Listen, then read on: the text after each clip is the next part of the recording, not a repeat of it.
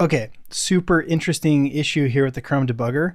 I'm actually looking at someone else's site here trying to help them out a little bit, but we have this function get public stripe key, and it's when the page loads, it makes this call which uses fetch, and then when the promise for fetch resolves, it passes this response parameter, and we should use this response argument to access status.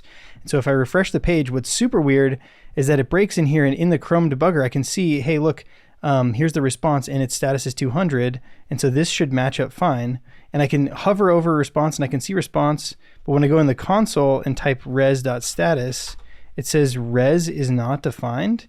I know it's like we're not on the window or anything, but like while I'm in the debugger, I'm used to being able to just kind of like poke around at those variables.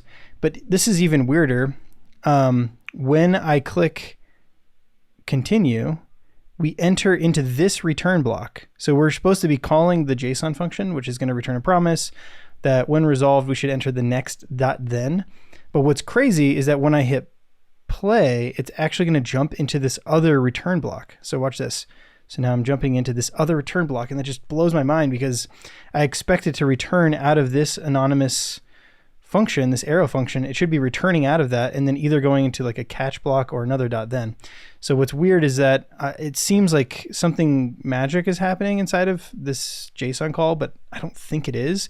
And because we have this break on 61, it's not like it's saying something crazy like let's retry this whole function or something.